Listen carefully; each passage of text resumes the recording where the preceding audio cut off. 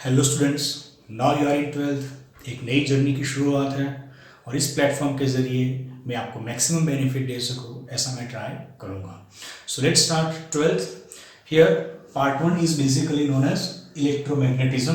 Electromagnetism means study of electric charge.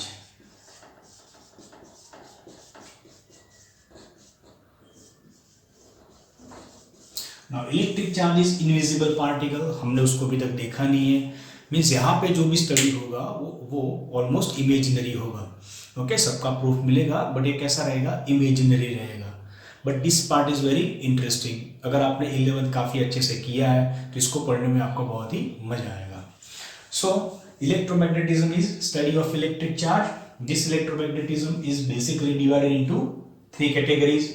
यहाँ पे first आता है rest, means when electric charge is at rest, तो इसको बोलेंगे हम electrostatics. Okay, electrostatics means charge कैसा होगा, रेस्ट होगा, स्टेशनरी होगा, and whenever the charge remains in stationary वो प्रोड्यूस करेगा इलेक्ट्रिक फील्ड। तो हमें फर्स्ट एंड सेकंड चैप्टर के अंदर electric field and electric potential के बारे में पढ़ना है कि इसके अंदर इलेक्ट्रिक चार्ज कैसा होगा, स्टेशनरी रहेगा। नेक्स्ट आएगा moving with constant velocity. So whenever charge moves with constant velocity it produces electric current, and because of the electric current magnetism, that means magnetic field भी प्रोड्यूस होता है। तो ये जो पार्ट होगा उसको बोलेंगे हम मैग्नेटिज्म, कि जिसके अंदर इलेक्ट्रिक चार्ज क्या करेगा, मैग्नेटिक फील्ड प्रोड्यूस करेगा। सो यहाँ पे हमें पढ़ना है magnetic field. And now third part is accelerated. So whenever charge is accelerated, तो accelerated charge produces electromagnetic waves, so EM waves. So last में हमें इलेक्ट्रोमैग्नेटिक वेव्स के बारे में पढ़ना है। सो ये है इलेक्ट्रोमैग्नेटिज्म। हम पार्ट वन के अंदर ये सब कुछ पढ़ेंगे। Now let's start chapter number 1। So chapter number 1, electric charge and electric field.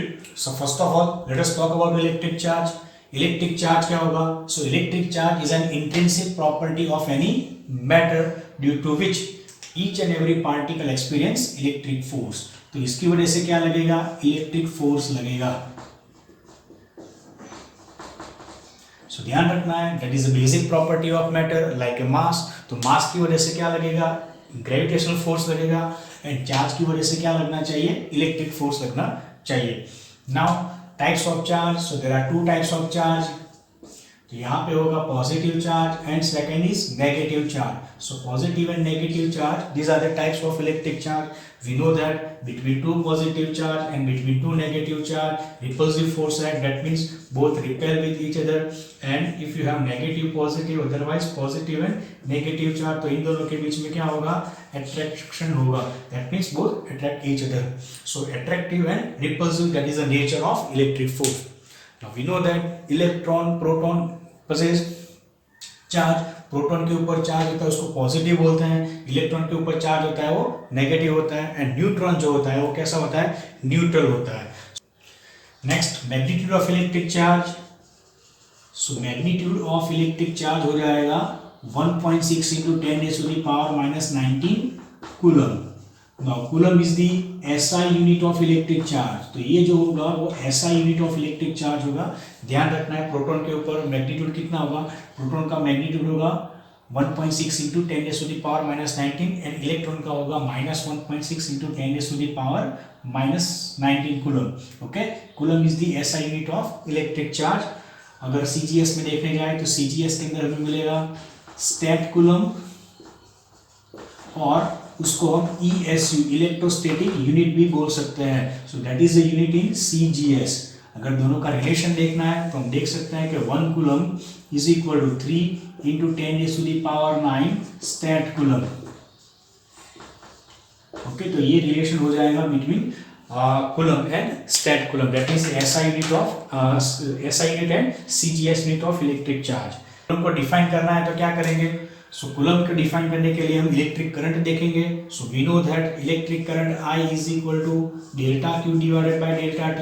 Okay, amount of electric charge flow per unit time is called electric current. तो यहाँ से हमें coulomb, that means delta Q मिल जाएगा. So delta Q means amount of electric charge that is equal to I into delta T. भी delta Q जो होगा वो चार्ज हो जाएगा, चार्ज का यूनिट हम लेंगे that is coulomb. And current is the fundamental physical quantity, तो उसका यूनिट हो जाएगा ampere. And delta T means time, उसका यूनिट हो जाएगा second. So 1 coulomb is equal two ampere into second. ये आपको याद रखना है, काफ़ी अच्छी चीज़ है, हमें आगे जाके बहुत सारे डायमेंशन के अंदर ये काम लगेगा.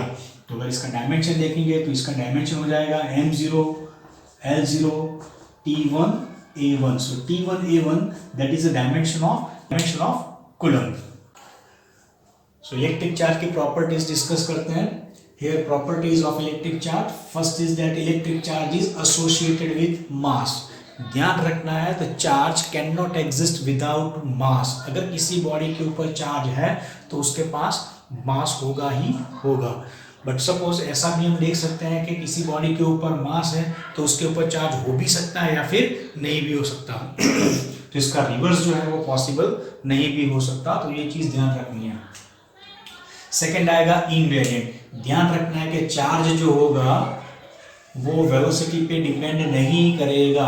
Okay, so charge does not depend on velocity.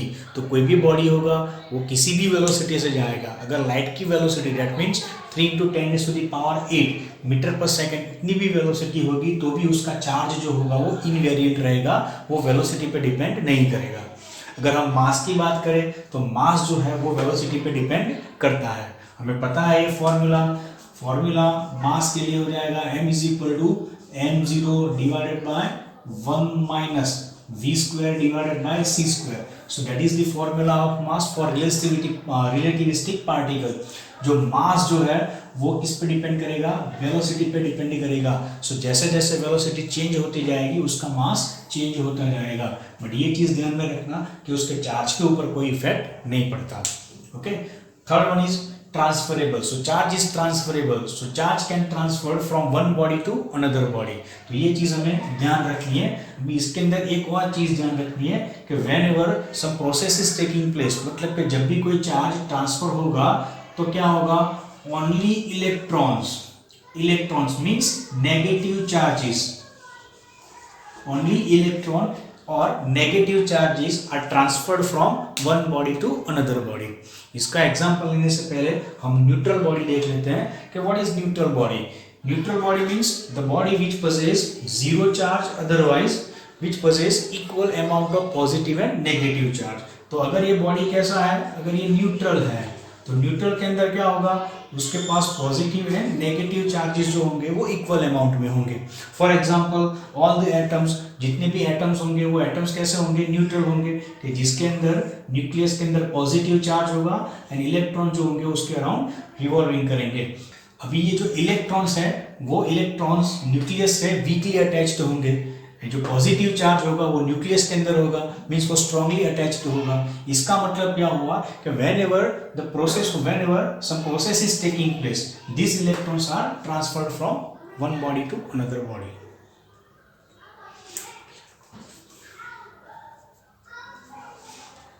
तो एटम्स के अंदर देखेंगे तो इलेक्ट्रॉन्स जो होंगे वो वीकली अटैच्ड होंगे. पॉजिटिव चार्ज मतलब कि प्रोटॉन्स जो होंगे वो स्ट्रांगली अटैच्ड होंगे न्यूक्लियस के अंदर. तो जब भी कोई प्रोसेस होगा तो इलेक्ट्रॉन क्या करेगा, वो इजीली छूट जाएगा, मतलब कि इजीली एक बॉडी से दूसरी बॉडी के अंदर ट्रांसफर हो जाएगा. तो ये चीज़ आपको ध्यान रखनी है कि whenever some process is taking place, only negative charge can transfer from one body to another body. अगर इसका कोई एग्जांपल देखें तो हमारे पास एक एग्जांपल है कि suppose you have glass rod and silk cloth. Okay, so glass rod होगा एंड सिल्क क्लॉथ होगा. तो ये बॉडी कैसे है, both are the neutral body. अभी दोनों को जब हम रब करते हैं सो रबिंग क्या होता है, ऐसा रबिंग होता है. So whenever glass rod is rub with the silk cloth, so rubbing की वजह से क्या होगा, फ्रिक्शन प्रोड्यूस होगा. Because of the friction thermal energy is generated and because of the thermal energy charges are transferred from one body to another body. अभी एक body से दूसरी बॉडी में कौन जाएगा, इलेक्ट्रॉन्स ही जाएगा. सो एक्सपेरिमेंटली देखा जाता है कि ग्लास रॉड के ऊपर पॉजिटिव चार्ज डेवलप होता है एंड सिल्क क्लॉथ के ऊपर नेगेटिव चार्ज डेवलप होता है. इसका मतलब क्या हो गया कि यहाँ से इलेक्ट्रॉन्स जो होंगे, मतलब कि ग्लास रॉड से इलेक्ट्रॉन्स जो होंगे वो कहाँ चले गए होंगे, सिल्क क्लॉथ के अंदर चले गए होंगे। So because of this thing यहाँ पे क्या हो जाएगा, इलेक्ट्रॉन्स कम हो जाएंगे, मतलब कि जो बॉडी होगा वो पॉजिटिव चार्ज गेन करेगा। So positive charge means excess of electrons. तो ध्यान रखना है कि whenever any body gets positive charge, तो उसके अंदर से क्या हो जाएंगे, इलेक्ट्रॉन्स उस बॉडी से दूसरी बॉडी पे चले जाएंगे। सेम वे अगर सिल्क क्लॉथ की बात करें तो सिल्क क्लॉथ क्या होता है, सिल्क क्लॉथ के ऊपर नेगेटिव चार्ज डेवलप होता है। नेगेटिव चार्ज मीन्स यहाँ पे इलेक्ट्रॉन्स ऐड हुए होंगे। सो इलेक्ट्रॉन्स कहाँ से ऐड हुए होंगे, ग्लास रॉड से ऐड हुए होंगे, तो यहाँ पे इलेक्ट्रॉन्स की जो नंबर है वो बढ़ जाएगा। इसकी वजह से क्या हो जाएगा, वो नेगेटिव चार्ज डेवलप कर देगा। तो ध्यान रखना है कि जब भी कोई प्रोसेस होगा तो क्या चेंज होगा, सिर्फ और सिर्फ इलेक्ट्रॉन्स मतलब कि नेगेटिव चार्जेस जो है वो ट्रांसफर होंगे। अभी हमने देखा था कि हमने देखा था कि electric charge is associated with mass. तो यहाँ पे क्या हो रहा है कि नेगेटिव चार्ज मतलब कि नेगेटिव चार्ज जो है एक बॉडी से दूसरी बॉडी पे जा रहा है, मतलब कि यहाँ पे नेगेटिव चार्ज कम हो गए हैं, यहाँ पे नेगेटिव चार्ज बढ़ गए हैं। तो इसका क्या होगा, इसका मास जो होगा वो थोड़ा सा बढ़ जाएगा। सो इसका साइड इफेक्ट देखें या फिर कोई इफेक्ट देखें तो mass of the silk cloth क्या हो जाएगा, थोड़ा सा बढ़ जाएगा। सेम वे ग्लास रॉड का मास क्या हो जाना चाहिए, थोड़ा सा कम होना जाना चाहिए। So whenever body gets positive charge, electrons are removed from the body and whose mass is slightly decreases. Same way, any body gets negative charge, then it gets negative charges and whose mass is slightly increases. तो ये चीज आपको ध्यान रखनी है। Next आएगा electric charge produces electric and magnetic field. तो हमें पता है कि स्टेशनरी चार्ज होगा तो इलेक्ट्रिक फील्ड प्रोड्यूस करेगा, अगर मूविंग होगा तो क्या करेगा, मैग्नेटिक फील्ड प्रोड्यूस करेगा। Now charge on conductor, तो आपको ध्यान रखना है कि whenever charges are given are deposited on the conductor, then this charges always resides on the outer surface of a conductor.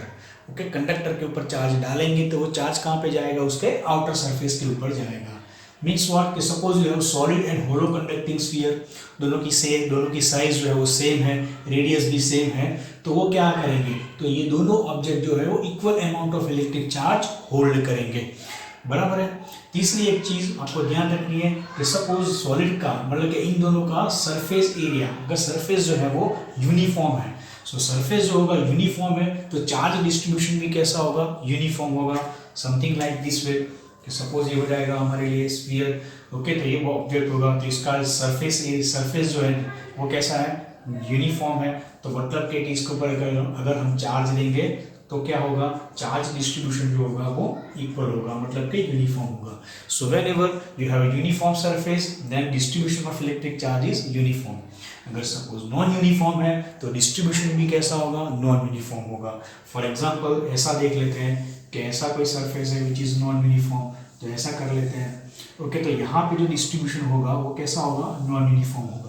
अभी ध्यान रखना है कि यहाँ पे रेडियस ऑफ कर्वेचर जो है वो कैसा है, ज़्यादा है, मतलब कि यहाँ पे डिस्ट्रीब्यूशन मतलब कि इलेक्ट्रिक चार्ज जो होगा वो कम होगा, यहाँ पे डिस्ट्रीब्यूशन जो होगा वो कैसा होगा, ज़्यादा होगा।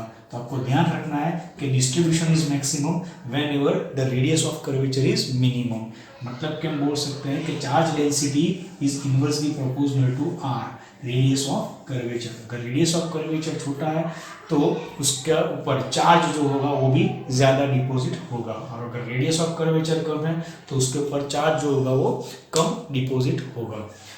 अगर इसके अलावा हम इंसुलेटर मतलब के नॉन कंडक्टर की बात करें तो इंसुलेटर के अंदर क्या होगा, सो इंसुलेटर को अगर हम चार्ज देते हैं तो वो चार्ज बॉडी के अंदर जाएगा, वो सरफेस के ऊपर नहीं जाएगा। सो that is the difference between conductor and insulator regarding charge. तो अगर हम सॉलिड को चार्ज देंगे तो कहाँ पे जाएगा, मतलब कि कंडक्टर को चार्ज देंगे तो कहाँ पे जाएगा, आउटर सरफेस के ऊपर जाएगा। अगर इंसुलेटर के ऊपर चार्ज देंगे तो वो बॉडी के अंदर जाएगा। ओके, तो ये चीज़ आपको ध्यान रखनी है। Now additivity of electric charge, we know that electric charge is a scalar physical quantity. Okay, so this electric charge are added like a scalar, that means like a mass. तो हमारे पास पता है, सो हमें पता है कि suppose we have any extended object, so this one is the extended object whose particle possess mass m1 m2 up to mn, तो ये सारे पार्टिकल्स हो जाएंगे। So what is the total mass of this extended object, so total mass of this extended object is equal to m1 plus m2 तो कितना हो जाएगा mn. So likewise here charges are added. So if we have a body which possess number of charges, say q1 is equal to 2 coulomb, say q2 that is equal to minus 3 coulomb, this one is q3 that is equal to 5 coulomb, q4 that is equal to minus 2 coulomb. Okay, so what is the total charge of this body? So total charge of this body is nothing but that is the sum of all the charges. That means q1 plus q2 plus q3 plus q4. तो total कितना हो जाएगा 2 minus 3 okay plus 5 minus 2. तो ये हो जाएगा आपका 2 coulomb. So total charge becomes 2 coulomb. So charge को हमें ऐसे फाइंड करना है. So charges are added like scalar quantity. Now next important property of electric charge is quantization of an electric charge. Now quanta means countable. It is packet, okay, or bundle जिसको हम count कर सकते हैं. Means we can count the total charge for a given system. That shows the discrete nature of an electric charge. So quantization shows the discrete nature means countable nature of an electric charge, that says that total charge of any system is equal to the integral multiple of fundamental charge. Okay, तो कोई भी system होगा उसके ऊपर कितना charge होगा, तो charge Q is equal to n times E, integral multiple of fundamental charge. Here E is the fundamental charge, means charge on electron और charge on proton. तो इसको हम क्या बोलेंगे, ये हो जाएगा हमारे लिए fundamental charge. And Q shows that is the total charge of any system or a body. Okay, what about n? n हो जाएगा हमारे लिए इंटीग्रल मल्टीपल. सो n का वैल्यू आएगा 1 2 3 so and so. Okay, ultimately this n shows the number of protons or electron. ये याद रखना. Okay, तो n हमारे लिए हो जाएगा टोटल नंबर ऑफ इलेक्ट्रॉन और total number of proton. Now see the fundamental charge. भी फंडामेंटल चार्ज कितना होता है, तो वो हमें पता है कि वो हो जाएगा 1.6 into 10 raised to the power minus 19 coulomb. So that is a fundamental charge. Means कोई भी सिस्टम होगा तो उसके ऊपर मिनिमम चार्ज कितना होगा, तो मिनिमम चार्ज हो जाएगा 1.6 into 10 raised to the power minus 19. That means the charge on proton और charge on electron.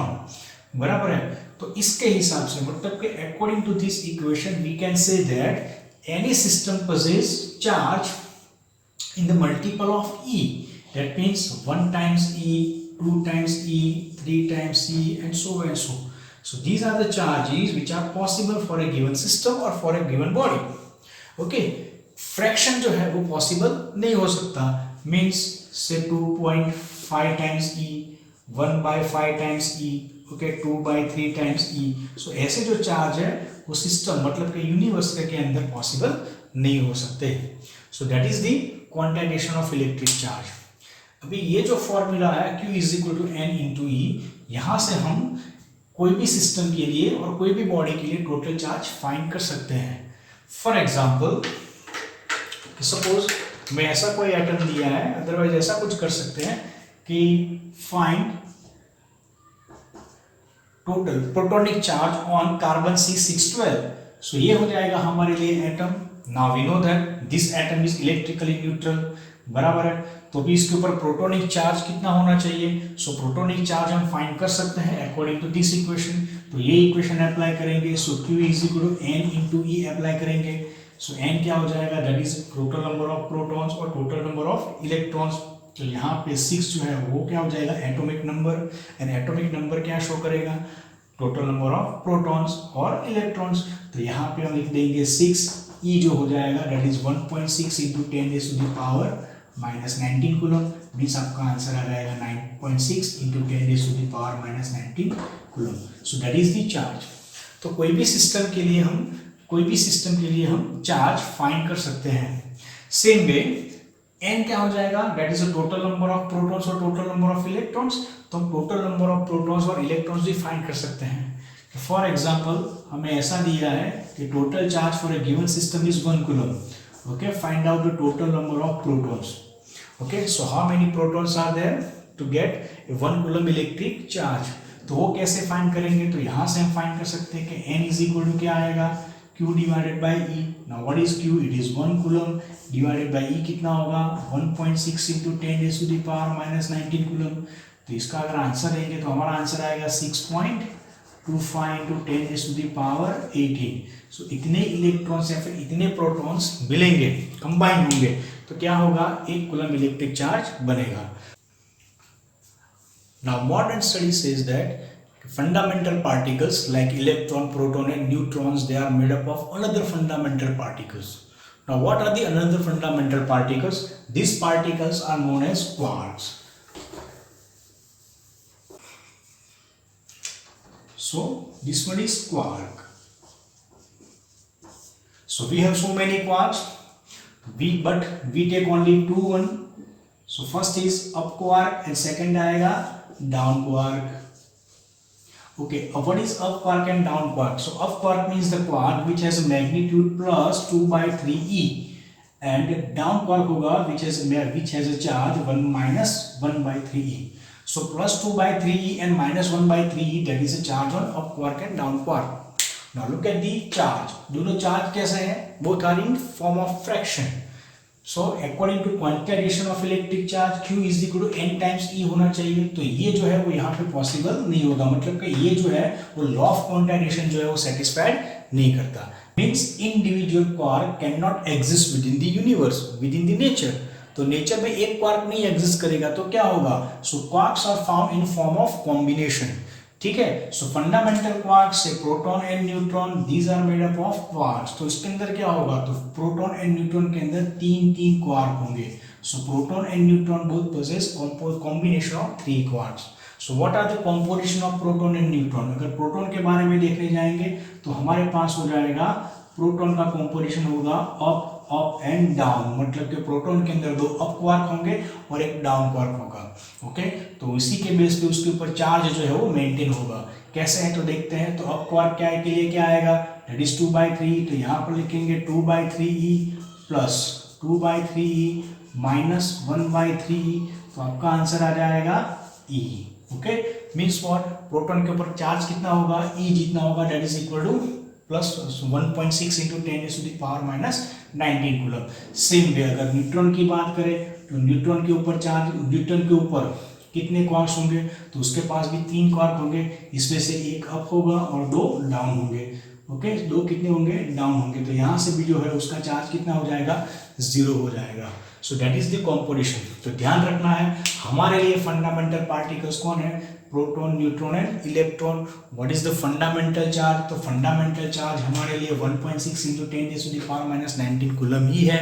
Okay, that is the minimum charge which is present on any particle और any material body.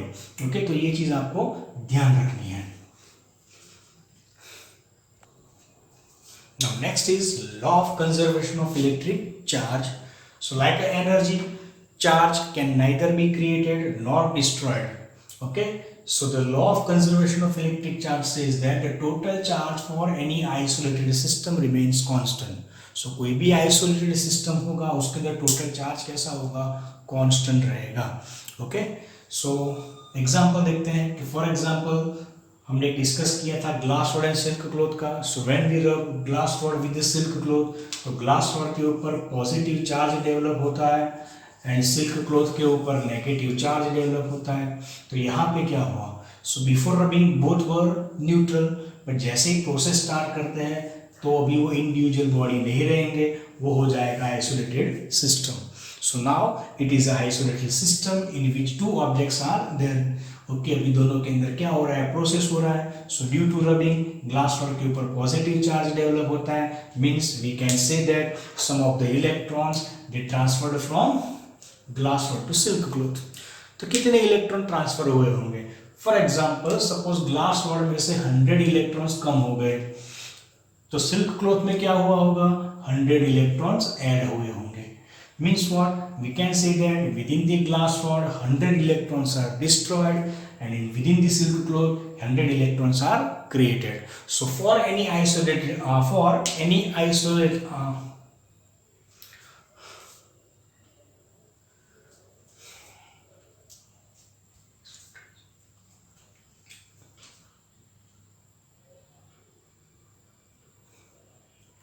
So for any isolated system, only those processes are taking place in which equal amount of electrons either created or destroyed. So that is the law of conservation of electric charge. So next is charging. The charging process is nothing but that is to deposit the charge on any body. किसी भी body के ऊपर अगर हम charge establish करते हैं, deposit करते हैं, तो प्रोसेस क्या हो जाएगा? चार्जिंग हो जाएगा. Now basically charging is done using 3 different ways. उसमें से पहला आएगा charging by friction. Okay, so charging by friction. Now friction के अंदर क्या करना है? दो ऑब्जेक्ट को ऊपर सिंपली रब करना होता है. So by rubbing thermal energy is generated और उसकी वजह से इलेक्ट्रॉन्स जो है वो ट्रांसफर होते हैं. तो उस प्रोसेस को बोलेंगे हम चार्जिंग बाय फ्रिक्शन. नाउ ध्यान रखना है कि फ्रिक्शन के अंदर मतलब कि चार्जिंग बाय फ्रिक्शन के अंदर दोनों ऑब्जेक्ट जो है वो नॉन कंडक्टर्स होने चाहिए. Now second one is charging by conduction. Okay, so conduction process is taking place between two conductors. तो उसके लिए क्या करना होता है? तो दो कंडक्टर को फिजिकली कनेक्ट करना होता है. अदरवाइज दोनों को कंडक्टिंग वायर से कनेक्ट करना होता है. फॉर एग्जांपल सपोज ये दो स्फीयर है, both are identical. So sphere number A, sphere number B. मान लेते हैं कि ए के ऊपर 0 चार्ज है, सॉरी ए के ऊपर से कैपिटल Q चार्ज है, बी जो है वो न्यूट्रल है, मतलब कि इसके ऊपर 0 चार्ज है. Okay, so here we have two spheres, both are identical. One has charge Q, another is neutral one. Now once we make a physical contact between them, otherwise if we connect a conducting wire between them, तो दोनों को अगर conducting wire से connect करते हो या फिर क्या करोगे, उसको फिजिकल कांटेक्ट में लाओ ऐसे. तो दोनों को फिजिकल कांटेक्ट में लाओगे तो क्या हो जाएगा? Both acts like a system. तो एक आइसोलेटेड सिस्टम हो जाएगा. तो टोटल चार्ज कितना हो जाएगा? तो टोटल चार्ज हमारे लिए हो जाएगा charge of each charge on each sphere. So total charge अभी इस केस में हो जाएगा, total charge is now that is Q plus 0 that is equal to Q. अभी जैसे ही दोनों को सेपरेट करेंगे या फिर कंडक्टिंग वायर रिमूव कर देंगे तो क्या हो जाएगा? तो ये जो टोटल चार्ज है वो दोनों के अंदर इक्वली डिवाइड होगा. मीन्स ये जो है Q, तो इसमें से आधा इसमें जाएगा, आधा इसके अंदर जाएगा. तो इसके अंदर जाएगा Q/2, इसके अंदर भी जाएगा Q/2. So here equal amount of charges are distributed within the body. तो यहाँ पे देखते हैं तो पहले जो था वो B कैसा था? It was a neutral. Now it has a charge that is Q/2. तो इसको क्या हो गया? चार्जिंग हो गया, इसके ऊपर चार्ज आ गया. सो that is the process of charging by conduction. तो ध्यान रखना है कि कोई भी बॉडी हो, सपोज आपके पास ऐसा है, दो ऑब्जेक्ट है से A एंड B. ओके, इसके ऊपर चार्ज Q1 है, इसके ऊपर चार्ज Q2 है.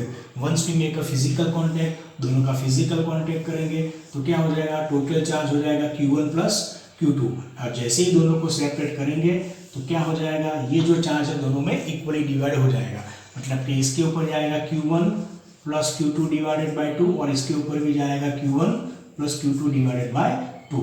सो Q1 plus Q2 divided by 2 that is a charge which is deposited on each sphere.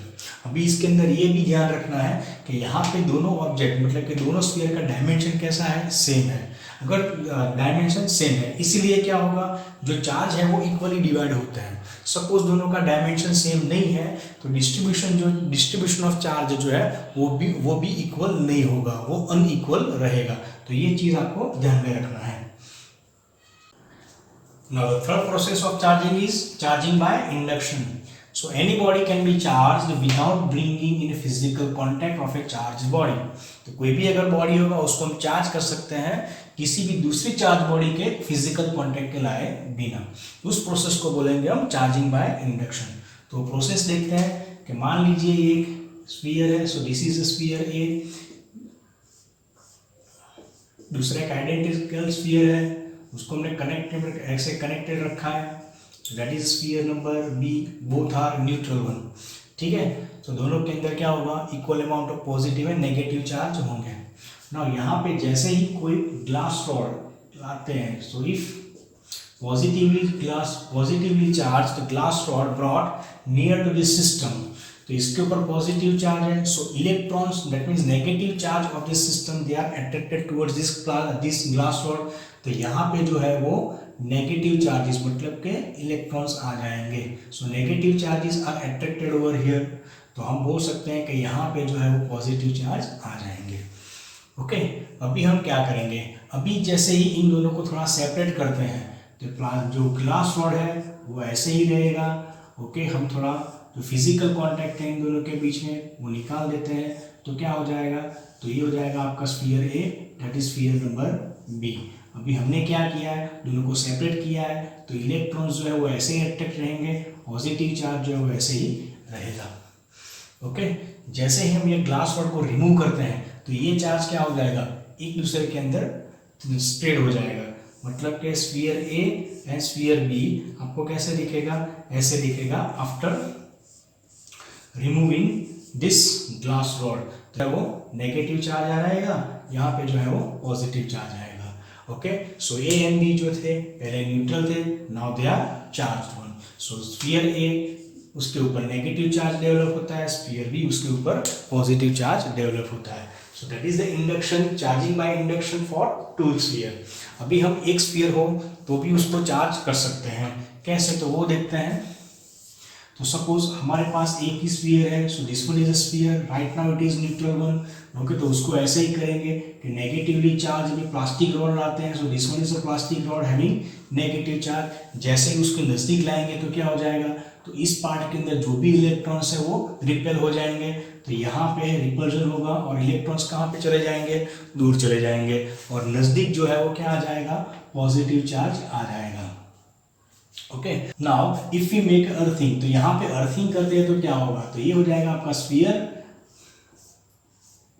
This one is the plastic rod. Okay, ये हो जाएगा पॉजिटिव चार्ज, ये हो जाएगा नेगेटिव चार्ज। अभी जैसे ही हम अर्थिंग करते हैं, that means if we connect this sphere with earth via conducting wire, तो कंडक्टिंग वायर से अर्थ के साथ कनेक्ट करेंगे तो क्या होगा, तो earth is a conducting body which possess large amount of positive as well as negative charges, तो उसके पास तो बहुत सारे चार्ज है, तो होगा क्या, ये जो इलेक्ट्रॉन्स हैं ये यहाँ से यहाँ पर मतलब कि अर्थ के अंदर चले जाएंगे। So all the electrons of the sphere they are conducted to the earth. Okay, और पॉजिटिव चार्ज जो है वो एज इट इज रहेगा, मतलब कि आपका जो सिस्टम है वो ऐसा हो जाएगा। सो that is a negative charge plastic rod, यहाँ पे पॉजिटिव चार्ज रहेगा, इलेक्ट्रॉन जो है वो अर्थ के अंदर चले जाएंगे ऐसे। सो that is a sphere part. Okay, अभी क्या होगा, जैसे ही आप ये अर्थिंग निकाल देते हो, तो ये अर्थिंग निकाल लोगे तो भी आपका सिचुएशन जो है वो ऐसे ही रहेगा। क्यों, क्योंकि इन दोनों के बीच में क्या होगा, अट्रैक्शन रहेगा, इसलिए। अभी जैसे ही प्लास्टिक रॉड को हम दूर कर देंगे तो क्या हो जाएगा, ये जो पॉजिटिव चार्ज है वो स्फीयर के अंदर इक्वली स्प्रेड हो जाएगा। डन। सो यहाँ पे क्या हो रहा है, पहले जीरो चार्ज था, अभी इसके ऊपर पॉजिटिव चार्ज डेवलप हो रहा है। So that is the another example of charging by induction.